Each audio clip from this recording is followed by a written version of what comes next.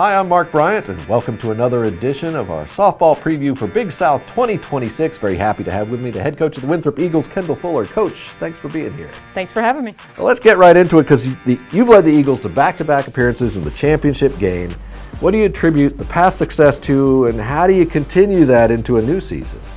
Yeah, I think just we're building a culture in Rock Hill that people want to be a part of, and so we're continuing to grow that every single year, and the grittiness of it is what gets us back to the championship game. And so this year we're really pushing to finish the job, but definitely want to have the opportunity to play for it again, and I think we've got the roster to do that. Well, let's talk about that roster. What have you got in terms of construction of new returners and veterans versus newcomers, and is there a position group that maybe required retooling for this year?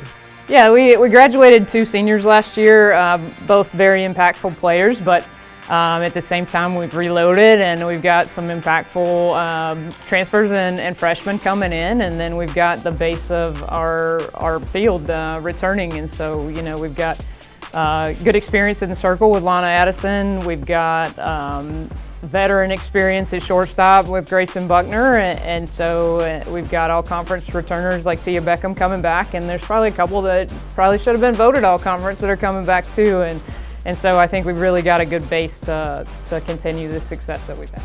Let's look at the offensive side. Is there a big three, or where's the hitting coming from and the production this year? Yeah, I think we've got a little bit more speed than we had last year, but there's the ability for power and home runs all throughout the lineup, and so I'm looking for big things. We've got a junior college transfer in Darren Nickens, who I really think is going to have a breakout season and has shots at the home run record at Winthrop, and she's just got the most natural, easiest swing that the ball flies off the bat, so I'm excited for her to be in the lineup this year. She's going to hit some home runs. Tia Beckham returns, that's double-digit home runs.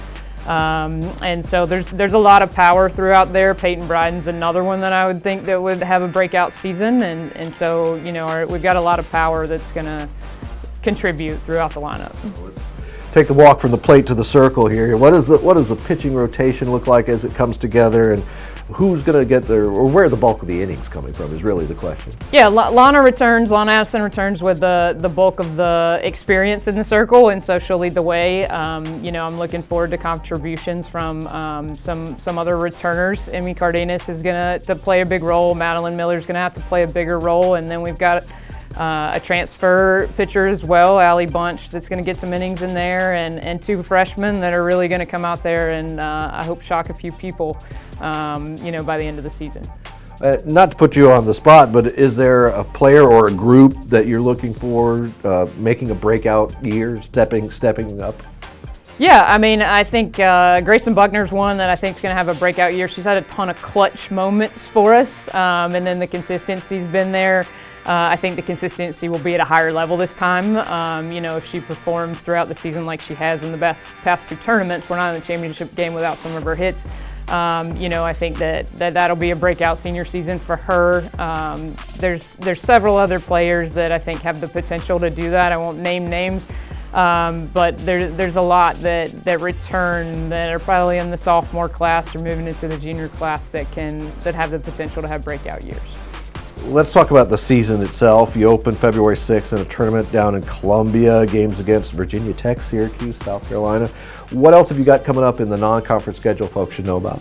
Yeah, we host a few tournaments, and so we're always excited to play at home. We're going to go to Furman and play in a tournament there. So, I think it's a good mix. We start the season really difficult competition in Columbia, and I'm excited to see how our team responds to that. And then, coming off of those big Power 4 games, we'll be at home for a while against mid-majors, and so I think that experience will treat us well moving forward from that.